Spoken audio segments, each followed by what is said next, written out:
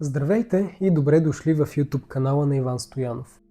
Днес ще ви преведа през историята на еволюционната астрология и на нейния основател, Джеф Грийн. Наблюдавам, че за голяма част от хората материята е действително трудна. И това е разбираемо. Еволюционната астрология не е нещо, което бихме срещнали навсякъде и не всеки е готов за нея. Тя е предизвикателна не толкова заради техническият аспект на нещата, но по-скоро заради метафизичните принципи и изключителната психологическа дълбочина. Поради тези причини никога фокусът ми не е бил на събиране на широка аудитория, тъй като на този етап все още, малко или много, е невъзможно. Моята задача, която сам съм си поставил, е да направя познанието една идея по-достъпно за онези, които наистина търсят отговори. А един от най-силните начини да се свържем с каквото и да е като разберем неговата история и историята на онзи, чрез който то се е появило в света. Точно за това ще говоря днес. Подгответе се, тъй като предстои да чуете неща, които най-вероятно ще оставят някой от вас със смесени чувства. Историята на Джеф не подлежи на описание, тя просто трябва да бъде чута. Джеф Лоув Грийн се води за основател на школата по еволюционна астрология. Затова има няколко причини, като най-съществената от тях е, че именно на него се дава цялото познание, докато сънува. Да, точно така, правилно чухте. Цялата методика на работа и правилното разбиране на планетите му се дава на сън. Преди да стигнем до този момент от биографията му обаче, има още какво да се каже. Животът му не започва особено розово. Той е роден в Калифорния и е най-голямото дете от общо 5. Баща му е бил художник, но е трябвало да остави изкуството, първо, защото е бил мобилизиран в Американската война срещу Япония, и второ, защото е трябвало да издържа семейството си. Още докато е бил бебе, майката на Джеф се е опитала да го убие, като го е заляла с вряла вода. Не само той, но и останалите 4 деца са били до такава степен малтретирани физически и психически от майка им, че е трябвало да бъдат оставени в дом за сираци. Казва се, че когато са се върнали вкъщи, са били игнорирани от родителите си. Вместо да ходи на училище, Джеф е предпочитал да кара сърф на плажа. Той се е чувствал отхвърлен от света и обществото и вследствие на това е развил зависимост към алкохол. Една вечер, когато е бил на 18 годишна възраст, пиян, предизвиква катастрофа, след която избухва бой, в който другият човек едва не умира. След като арестуват Джеф, му дават избор – или да влезе в затвора, или да бъде изпратен във Виетнам като редови войник. Досещате се, че това се случва по времето на Виетнамската война. Той избира второто. Във Виетнам убиват по брутален начин пред очите му най-добрия му приятел и става свидетел на системно насилие. Единственият начин, който намира, за да издържи психически, е като взима наркотици. Ако сте запознати исторически, достъпът до всякакви упойващи вещества там е бил сравнително лесен. Даже неофициално са се разпространявали около военните бази. Точно преди да бъде евакуиран от Виетнам, докато е бил в съседното село да си купува наркотици, твърди, че будистки монах го хипнотизира, вследствие на което получава нещо като духовно пробуждане. Обратно в Щатите, апартаментът, в който е живял по това време, се е намирал непосредствено до Веданта манастир. Това е спокойно духовно средище, посветено на изучаването и практиката на Веданта – индийско духовно учение с акцент върху медитацията, себепознанието и единството на всичко съществуващо. В началото прекарва там голяма част от времето си. Но психологическите последствия от войната стават осезаеми много бързо.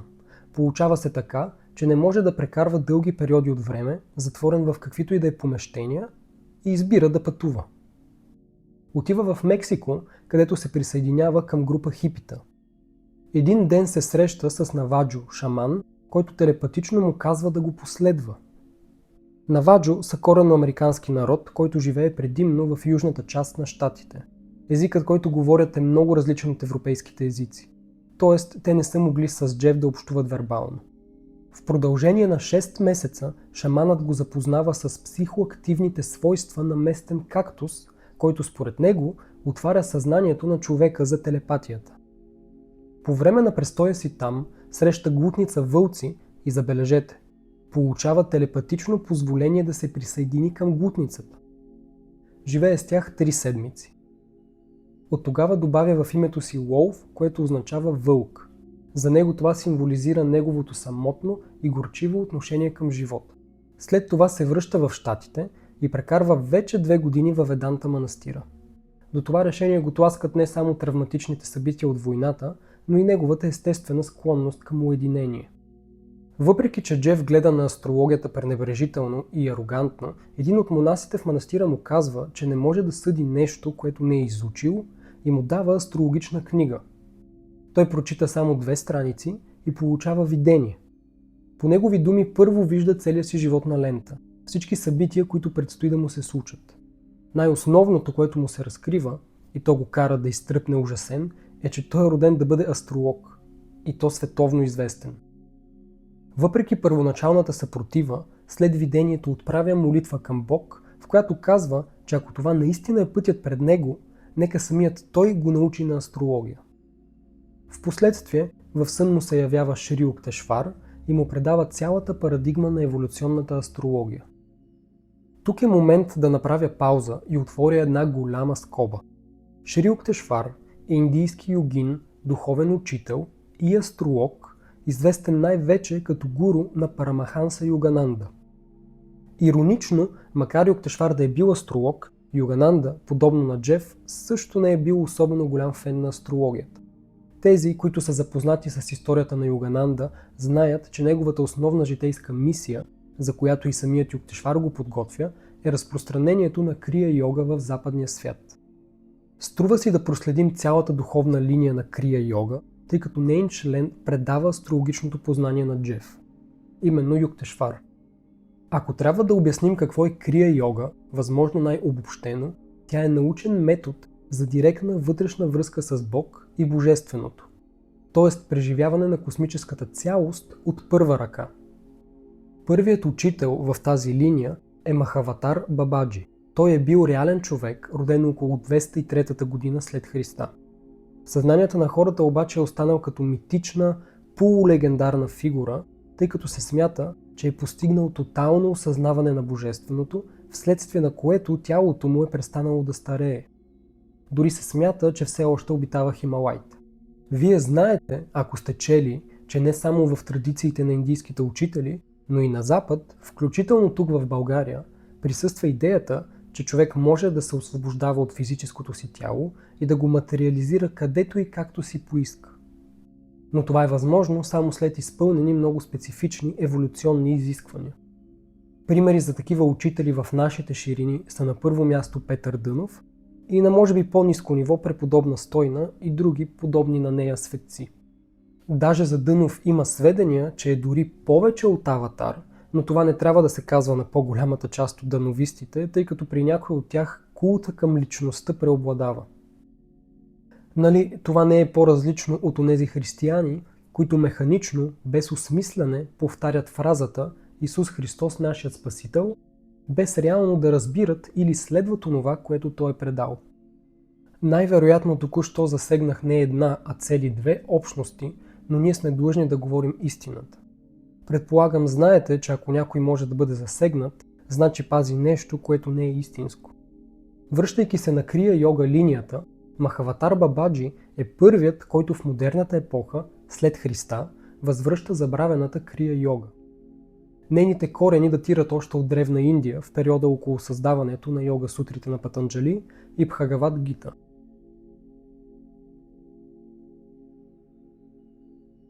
Лахири Махасая е следващият в традицията, като неговата роля е била да покаже, че духовен живот може да се води редом с задълженията и на семейния живот. Тоест той не е бил монах и чрез своя пример разрушава идеята, че просветление може да се достигне единствено в изолация от обществения живот. Шри Юктешвар е негов ученик. За него можем да кажем, че е най-земният от всички в традицията, тъй като е бил изключително строг, рационален и директен до болка. Най-известният му труд е книгата Святата наука, в която обединява изтока и запада, сравнявайки индуизма с християнството. Той твърди, че всички религии водят към една и съща реалност. Друго много интересно нещо, с което е известен, е космическата идея, че човечеството минава през възходящи и нисходящи цикли на съзнанието в големи отрязъци от време, още наричани юги, т.е. епохи. Още от тук можем да усетим неговата естествена склонност към проследяване на циклите и уважаване на космическия ред, защото той действително е бил и астролог. Сещам се за една от историите на Йогананда, в която той е бил тежко болен и е знаел, че причината е кармична, т.е. не е било просто физическа болест. Юктешвар тогава е дошъл при него и му е казал, че не е задължително кармата да продължава дълго и че може да бъде съкратена. Дал му е специална гривна, изработена от него, и му е заръчал да не я сваля. Юктешвар е знаел точно поради кои планетарни влияния болестта е дошла и е разбирал също, че те могат да бъдат смекчени, като се носи гривна с метали, които противодействат на специфичните планетарни влияния. Благодарение на гривната, Йогананда оздравява в пъти по-бързо от очакваното. И последният ученик от линията е Парамаханса Йогананда, чиято основна задача е била да разпространи познанието за крия йога в западния свят. Той написва своята книга «Автобиографията на един йогин», която става световно известна. Заедно с това основава дружеството по себереализация в Бостън, щатите, през 1920 година. До ден днешен то предлага уроци по крия йога, според това, което се твърди, и пази учението чисто. Всичко това беше важно да се разкаже, защото не е случайно, че учител от именно тази духовна традиция е избрал точно Джеф да бъде проводник на тази нова за нашата Земя астрологична парадигма. Това веднага трябва да ни наведе на мисълта, че Джеф е бил готов да работи на особено високо ниво, т.е. самият той се е намирал напред в еволюцията си, въпреки тежката му карма. Когато учител от такова ниво те избере за дадена задача, това е особена чест. Действително може да се каже, че еволюционната астрология идва най-напред от Юктешвар, макар и без той да притежава физическо тяло в момента, в който я предава на Джеф. Много учители избират по този начин да помагат, чрез други, които са вече въплатени на Земята. След видението в манастира, в продължение на 2 години, всяка нощ сънува и получава все повече и повече информация. По негови думи, това дълбоко разбиране на човешката природа събужда в него огромно съчувствие и желание да помага на другите. С времето напълно се примирява, че това е задачата, която провидението му е дало. Да разпространи в света познанието за еволюционната астрология. В началото раздава флаери, с които предлага безплатни консултации. По този начин успява да тества и прилага на практика всичко, което му се казва в сънищата. В периода около Сатурновото му завръщане, 30 годишна възраст, се оказва в Сиатъл, щатите. В един неделен ден, когато всичко е затворено, минава покрай наскоро отворен астрологичен магазин. През витрината вижда мъж и жена. Това се оказват собствениците. Те го поканват да влезе при тях и така се развиват събитията, че започва да работи там като астролог. От този момент нататък това се превръща в професия за него. Впоследствие прекарва годините от 1977 до 2001, водейки лекции в цял свят. Написва няколко книги, като най-известната от тях е преведена на десетки езици. Прави общо над 30 000 лични срещи с хора от цял свят и основава школи в няколко държави. Интересен факт е, че отлага 10 години написването на първата си книга «Плутон. Еволюционното пътуване на душата», защото чувства, че не говори достатъчно добре английски език. Въпреки че е американец, според него това се дължи на факта, че не е имал никога преди прераждания в англоговоряща страна. Обаче аз ви уверявам, отворите ли която и да от книгите му, ще се нуждаете със сигурност от речник. По никакъв начин не се забелязва липса на владеене на езика. Дъщеря му, Дева Грин, продължава до ден днешен да разпространява познанието за еволюционната астрология по заръка и желание на баща си. Ако се замислим, опитът, който е натрупал с толкова много хора от първа ръка, му е позволил да прониква в човешката психика много надълбоко. Аз вярвам, че точно тук се крие най-голямата му заслуга. Това прави книгите му макар трудни, същевременно и достъпни. Те са перфектното продължение и можем да кажем усъвършенстване на модерната астропсихология. Пак някои могат да се почувстват засегнати, но при астропсихологията проблемите и несъвършенствата са повече отколкото трябва да бъдат. Най-малкото тя не вижда отвъд настоящата инкарнация, с леки изключения, и не осмисля в дълбочина. Това важи дори и за кармичната астрология и повечето други астрологии. Единствено езотеричната астрология на Алис Бейли се намира по-нависоко в разбирането си спрямо масовите други подразделения. Знам, че Джеф е работил заедно с Стивън Форест, така че той също не е за изпускане. Може да изглежда, че съдя, но аз се опитвам да разгранича. Всеки достига до системата, за която е готов. Всички са валидни и трябва да съществуват. Но същевременно съм длъжен да позиционирам всичко, до което съм достигнал, спрямо капацитета му да докосва и преобразява дълбинно. Ако с вас можем да водим леки разговори, ще ги водим, но ако искате нещо, което наистина ще свърши работа и ще ви даде посока, смисъл, истински ще осмисля живота ви, то тогава се струва да се борим за тези истински неща. В тях има и дух, има и душа. В света можем да видим множество системи, които са интелигентни и сложни, но това не означава непременно, че са живи. Ценното при Джеф, което го различава от останалите, е, че той е имал не само опит, но самата основа му е дадена от духовен учител. И то такъв духовен учител, който по сведения на Йогананда е притежавал невероятни за обикновения човек способности. Ако сте чели автобиографията на един йогин, знаете за какво говоря. В заключение можем да кажем, че еволюционната астрология е духовна астрология. Неин фокус не е нито личността, нито предсказанията, нито изгубените вещи, а е еволюцията в нейната най-сурова форма. Това означава, че удря там, където най-силно ще заболи. Тя може да създаде такава персонална картина, с толкова цветове и елементи, и то обединявайки всички тях в едно ядро, че малцина са онези, които могат да поберат всичко, което тя би могла да им разкрие. Просто контекстът е твърде широк и някои хора се изгубват в него. В същото време, по безкомпромисен и достъпен начин ти показва пътя за завръщане в онова първично състояние. Трети път искам да припомня, кой точно от линията на Крия йога предава познанието на Джеф.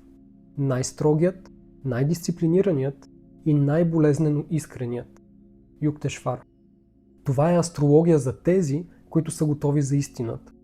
Тези, които не се страхуват от себе си и от ситуацията, в която еволюционно се намират. Защото винаги има замисъл и винаги има изход. Оставям на екрана наталната карта на Джеф за онези, които искат да разберат как са позиционирани планетите при него. Благодаря ви за гледането.